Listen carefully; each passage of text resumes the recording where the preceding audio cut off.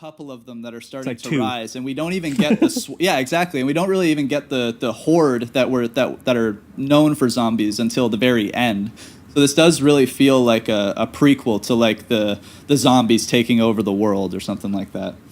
Yeah, and I do think that, despite the fact that this, unlike a couple things he did in the Gates of Hell trilogy, like this doesn't quite have that like metaphysical other dimensional quality that like something like The Beyond has, which Jamie and I both like love. And it doesn't even quite have like the surprisingly like bleak emotional stuff of something like House by the Cemetery, like that subterranean basement sequence and stuff like that. So this is kind of Fulci at kind of like his loosest and barest. Yes. But what is interesting is that obviously Fulci's filmmaking does just apply well, I think, to the zombie film. So despite the fact that as far as Fulci goes, this is not his most interesting film, and as far as zombie films go, this is not the most interesting zombie film, but Fulci's just general style, I think, does work well enough in the zombie genre that I ended up kind of having like a pretty good time with this, because like his filmmaking of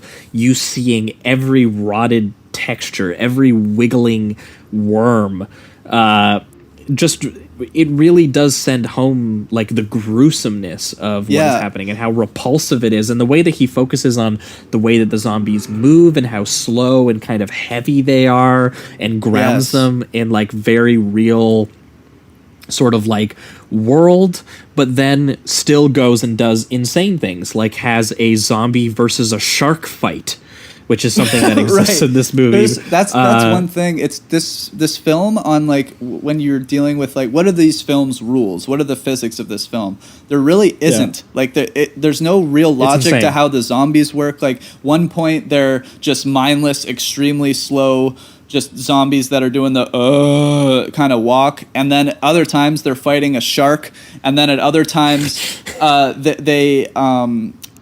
there's one sequence where a girl gets literally pulled into and we'll get into that scene in detail, but she gets pulled into a piece of wood, and the zombie is cognitively thinking about doing that. Like it's not just a zombie. He's like, fuck this bitch. Yeah. The zombie thinks I'm going to stab her in the eye rather than just eat her or whatever. So there's a lot of honestly inconsistencies to the logic of this movie, but for some reason, like if any other filmmaker made this kind of film, I would think it'd be a very easy kind of write-off, like just like, all right, cool, there's some gore, whatever.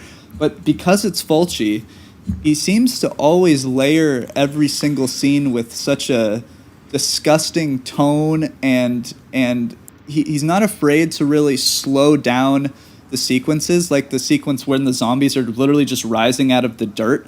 It's not this like burst through with an entirely crazy energy. It's just a hand that's slowly coming out of the dirt, and I mean slowly. Like these things feel weighted and heavy, and Fulci is just a very visual filmmaker, and even when he's doing stuff that in the writing is very clearly derivative, he always finds a way to stylishly almost make it kind of look poetic.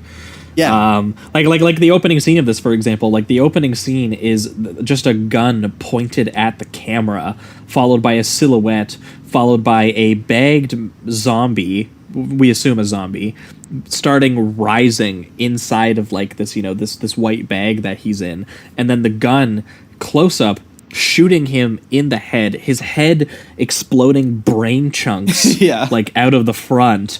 And then it's just this man very moodily going, "The boat can leave now."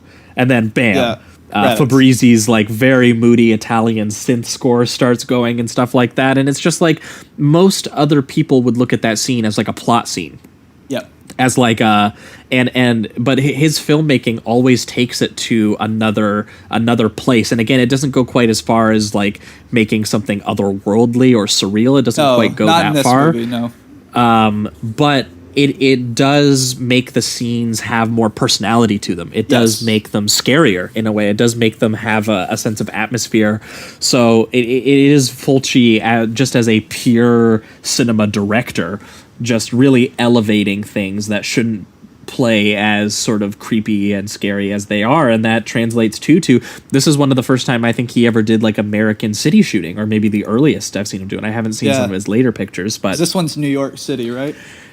Yeah, well, and they only shot very briefly. Right, it's really like just basically the on the water and the bridge. Yeah, yeah, that's basically and it. the bridge, yeah.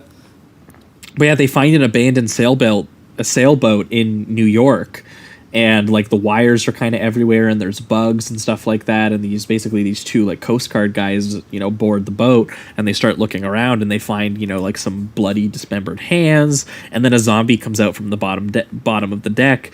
And his rotting skin is like peeling off, and he's like chopping into the dude's neck. And then when he gets on top of the sailboat, he does these amazing like attached to the body like wide angle close-ups of his face, right, where basically you get like a POV shot of just like the zombie's face and mouth, obviously as it's in typical Fulci makeup fashion, as it's absolutely repulsive, and